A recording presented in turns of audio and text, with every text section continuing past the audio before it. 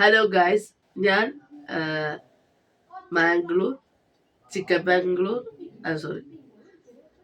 Hello guys, ഞാൻ ടൂറിലായിരുന്നു.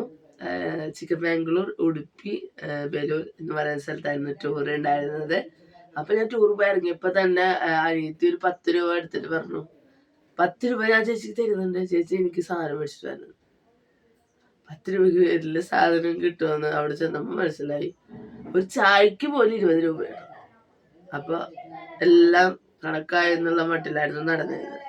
അങ്ങനെ ഇരിക്കുന്ന നേരത്താണ് എനിക്ക് ഇൻസ്റ്റാഗ്രാമിൽ നിന്ന് ഒരു മെസ്സേജ് വന്നത്. ടൂറിന് അടിച്ചു പൊളിക്കാൻ പോക്കറ്റ് മണി ഉള്ളതും കയ്യിലുണ്ടോ എന്ന് ചോദിച്ചു. അപ്പൊ ഞാൻ പറഞ്ഞു, എൻ്റെ കയ്യിലില്ല, ഒരു പൈസ പോലും എൻ്റെ കയ്യിലില്ല, അടിച്ചു പൊളിക്കാൻ മാത്രം എൻ്റെ കയ്യിലൊന്നും ഇല്ല എന്നൊക്കെ പറഞ്ഞപ്പോ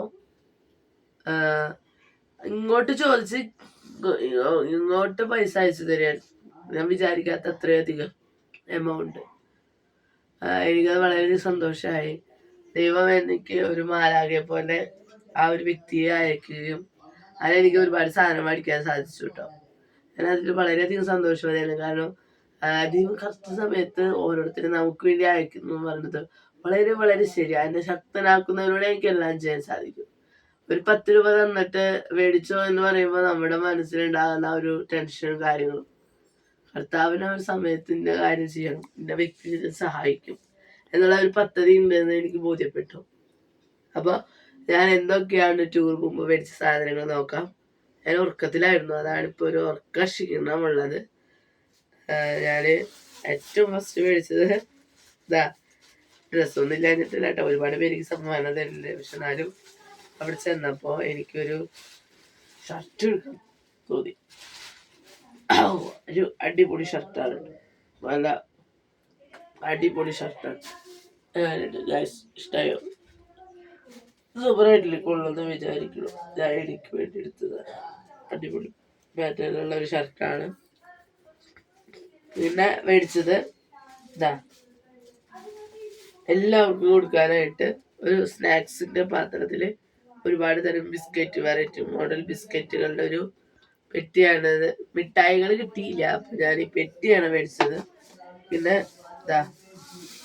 ഇത് ഒരു ട്രെൻഡ് ഉണ്ടായിരുന്ന സമയം ഉണ്ടായിരുന്നു, അപ്പോഴൊന്നും എനിക്ക് മേടിച്ചു കൊടുക്കാൻ പറ്റില്ല. എനിക്ക് ഒരു ആഗ്രഹമായിരുന്നു ഈ സാധനം മേടിക്കുന്നത്. അപ്പൊ അങ്ങനെ ഞാൻ മേടിച്ചു കൊടുത്തു. ഇങ്ങോട്ടാണ്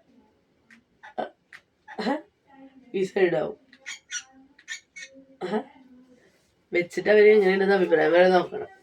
പിന്നെ എന്റെ ബാഗ് ഞാൻ പറഞ്ഞല്ലോ പൊട്ടി വീഴാണ്. അപ്പൊ എനിക്ക് പേടിയായി. അപ്പൊ ഒരു ബാഗ് മേടിക്കാന്ന് വിചാരിച്ചു.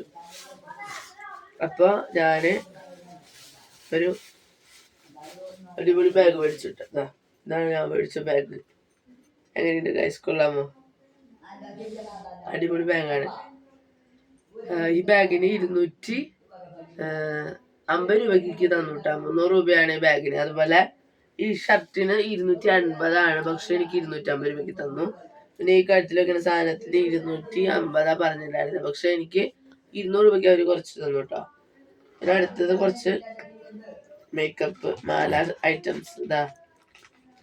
ഇത് ഞാന് ഒരു സ്ലൈഡ് മേടിച്ചതാണ് കേട്ടോ അമ്മയ്ക്ക്. പിന്നെ ഇതുപോലത്തെ 2 സ്ലൈഡ് മേടിച്ചു, 2 കളറിലുള്ള ഒരേപോലത്തെ സ്ലൈഡ്.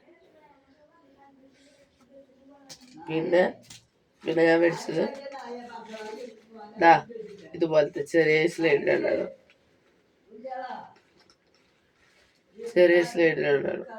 നല്ല രസമുണ്ടല്ലേ കാണാൻ. പിന്നെ മേടിച്ചത് ഇതാണ് കേട്ടോ. അടിപൊളി മാലയാണ്. അടിപൊളി മാലയിലാണ്, സോറി കമ്മല്. ഇത് ചേച്ചിക്ക് മേടിച്ച കമ്മലാണ്. ഏറെ കൊള്ളാം, സൂപ്പറായിട്ടില്ലേ? ഇതാണ് കമ്മല്. ഇത് എനിക്ക് മേടിച്ച കമ്മലാണ്.